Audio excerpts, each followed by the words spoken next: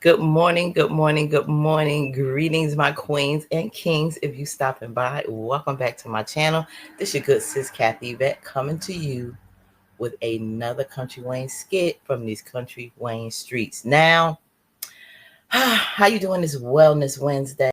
I hope we're taking good care of ourselves. Speaking of Wellness Wednesdays, we have to be more, my tip for the day on that is to make sure that you are more conscious of what you're putting into your body, because more and more we can see on the news. If you read, just look at the labels more. If you haven't been, please look at it, because like I always say, live the life you deserve, because we only get one. And that's true. And while we're here, we need to make the most of it. A lot of times growing up, our parents, just like our grandparents, may not have eaten the best, because they may do with what they have. But now we have better, we can make better decisions with what we eat. There's so much information out there, in YouTube University, period. We don't know sometimes what may be right, what may be wrong, but I know that we need to make a conscious effort to really look at things and put food into our body that's to nourish it. A lot of times we overeat, and our stomach really needs 24 hours to let everything digest and go through our bloodstream, go through our cells, and do the mechanics of our body, that God set up to make it function properly. But a lot of times we overeat. We eat emotionally. I've been there. And we have to just, even when we know better, like myself, we got to do better, because, we all fall off. We all fall off. So make sure that we eat to live and not eat to die. Processed foods that's not good. We got to be more mindful, even of vegetables, because they're not growing it right, and they putting a lot of toxins in the soil. And if we're not growing it ourselves, we don't know what it is. So, and sometimes we can't even trust if the labels are organic like it should be. So on this Wellness Wednesday, I just want to give that tip, and I might be doing that on Wednesdays, to really be more deliberate in your food intake, and drinking more water, and exercising more, getting that oxygen to that blood, and really just get moving. Got my workout stuff. I'm getting ready to go. I go on my lunchtime when I break. I'm working from home today, but on my lunch hour, the gym is not too far. I hit over there and get that hour in at least on my lunch hour, and then come back to work, because it's important. It's important. I'm proud of myself, because I had lost, I say 32 pounds, and it wasn't as fast. This was over the past year, and it wasn't something that came off quickly. So I don't want to lose it so quickly, because I know I'll put it back on quickly. And I fluctuate sometimes within like about 7 pounds, with up and down. I may lose 3 and gain 3, or whatever, up and down. But I pretty much stayed consistent with that. If I stay moving, and I got rid of a lot of sugar and try not to eat as much. So yeah, I'm working on it right along with you. So if you're on that journey, share. And just know that we're in this fight of the fat and healthy living. We're in this battle together, plain and simple. So I just wanted to mention that. And if you want to share some of your workout tips, or what's worked for you and helping to lose weight, put it in the comments and let's share. Okay. So normally I don't get into a whole lot of Bethany storyline, because with everything that's going on, with many of us trying to work on our mental health, with many of us trying to stay positive and upbeat, I really don't want a whole lot of toxicity. We get enough on the other storylines, to be honest with you. But when it comes to like a lot of prejudice, a lot of racism, and things that Black people face, that's a lot of what Bethany skits are about. So sometimes I just bypass some of those. She's a phenomenal actress. It's just I don't care to stay on a lot of those topics, because in real life, this is my downtime. Sometimes we just want to we watch these skits just like we watch movies and TV shows, to as downtime, to unwind, We don't always want to stay angry all the time. That's not good for our mental. And that's what Bethany skits tend to do sometimes, um, with the issues that we face, as people, black and brown people. So, but it's been getting more interesting with Brooke Morton and her cousin coming over for the summer, and uh Shar being back. And this is what's making it interesting. So we're gonna get into this because we know now we have a new character. We have Larry's brother coming into the scene, and he went to Bethany's family to ask for a $50,000 loan because he wants to get a truck to improve his business because it's an old truck and giving him problems. And so now Bethany found out. She had a meeting yesterday with her brother and her family, basically, and they told her, and she was livid. So now she's bringing this to Larry, and let's see what Larry says.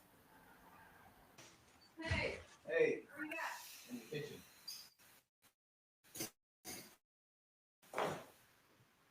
So I've had a terrible day. Okay. Tell me what my brother did to piss you off. So Harvey and Greg and Dad call me now for an investor meeting, whatever the heck that means, right? Okay. I go up there and I find out that they had a nice little meeting with your brother yesterday. Okay.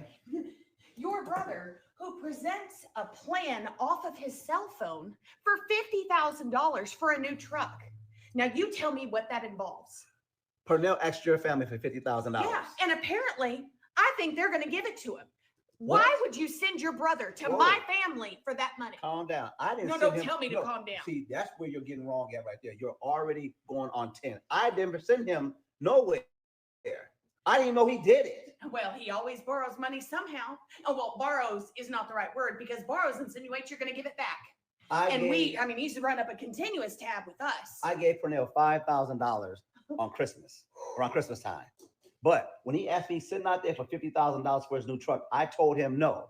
Mm-hmm. Mm-hmm. And he had the nerve to go to your family and ask him for $50,000. And you're telling me that you have no clue about this? No clue at all. Yeah, and how am I supposed to believe that?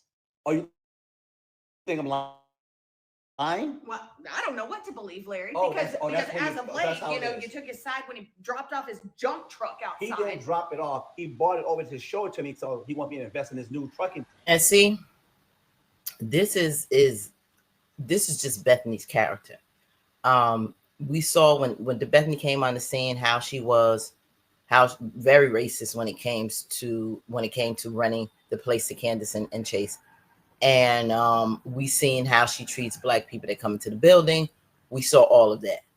We saw she had the lawsuit she had because of how she handled the girls that came in there. What's her name? I forgot, but Crystal the doll's character. And how she handled Crystal, it was horrible. And then to sit up there and now we saw her husband come onto the scene. Basically, how she talks to him is just as disrespectful. The way she's referring to the brother, we always have that relative that loves to borrow, may always have some get rich quick scheme or something. We try to help out because they trying to do better, but they sometimes don't always stay the course, but they're trying. But for her to come out so disrespectful like that to the brother, and now she doesn't believe Larry. Like, why would Larry tell him to go to Bethany's family? That's not even Larry's style. And she coming at him crazy, like he said, you always coming out on 10. That's why I never used to like him defending her. I understand that's your wife, but your wife, and she's always on 10. And you see the problem that she has with her own family members and her brother about to follow suit on her. So this is just how she is. But we also see he checks her now more at home behind the scene because he's getting really, really fed up. You saw he had the conversation with Shara when she asked, how is he doing? How is his mental? Which I really appreciated that because who's asking that? I'm sure Bethany's not even asking, how are you? Like, really? A lot of us say, I'm okay when somebody asks us how we doing. But we know deep down inside, we're really not doing okay. We just don't want to burden anybody with our problems. But he felt comfortable enough with Shar to tell her everything that had been going on because he was in love with this woman at one time. And she was the cause of some of the things that he's been going through from the past and the breakup of their marriage. I don't know how Larry got with Bethany. I like to know how they were introduced, but it came at a very bad time.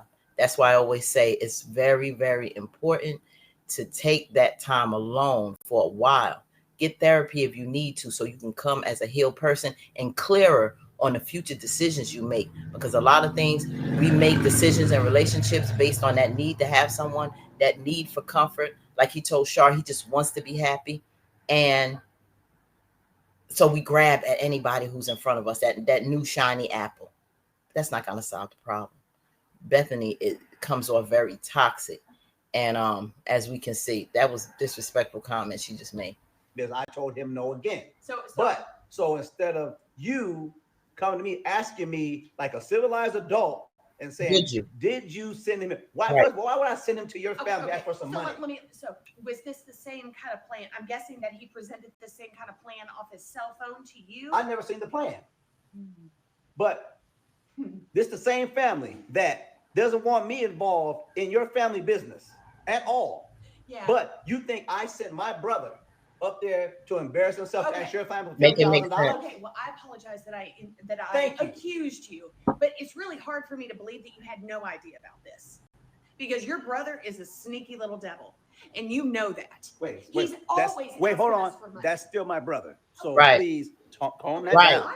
Calm that down. No, you call it how you want to see it. Right. Because I did not send Pernell to your family to ask for no money. And I apologize. But understand something. Pernell is still my little brother. Yeah. I will talk to him about it, but what you're not going to do, you're not going to sit there and just berate my brother in front of me like that. Okay. Thank you. Don't do that. Okay. Thank you. You don't want me to tell you the facts? The facts that you came home and told me that my brother asked your family for $50,000. That's all the information you got. So until we get all the information of why Pernell did what he did, do not stand there and put my brother down. Okay. So I won't put him down. I'm just having a conversation with him about it. No, you won't. Yeah, you won't. That's my family. You won't. He's demanded money from I will have, listen, that's my brother. Plan off of his phone? Yeah. I will have a conversation with my brother. That's my brother. Well, then I'm going to sit in. No, you won't. You won't. You can't demand yes, that I can, and I will. Just like you and your family don't want me part of your family business, this is my business with my family. I will talk to my brother. Yeah. I will ask him why he had the nerve to go ask your family for money. Right. Your family, my family, your family, my family. But that's $50,000 he's asked from my family. Your family, not you. But it's our family. Do you not understand that? I will talk to my brother. Me. I will handle him. Not us.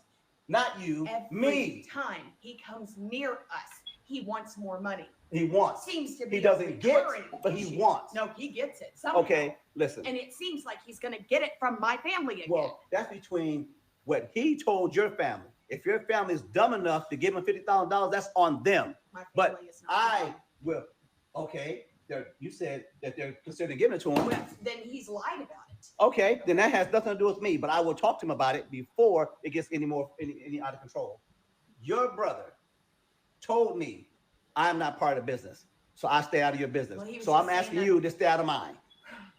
He was saying it out of anger, just like we all say stuff out of anger. Like you're angry right now. I'm very angry. Well, I'm pissed off too, and I'm going to ask Pernell when I see him tomorrow about this money he asked about your family. I'm tired of your brother causing more drama, and I'm tired of us fighting over stupid crap all the time. And now he's added another thing for us to argue and have stress over.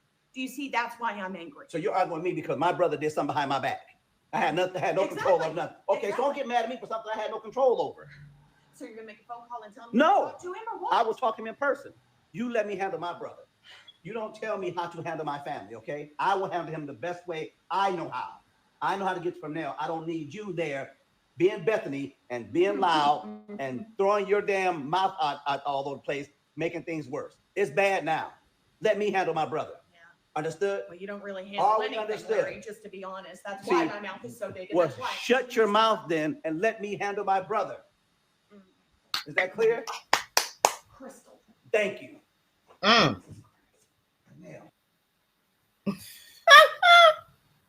Let me tell you something. That's the best telling off I've ever seen Larry have with Bethany. The best. And I love it. Set her straight. I don't know. I would love the backstory on how these two ended up together. Number one,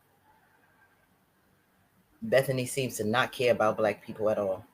Um, I don't know how she ended up with Larry because she was also bullied by some girls that were black when she was younger. So that set a bad tone in her and bad taste in her mouth.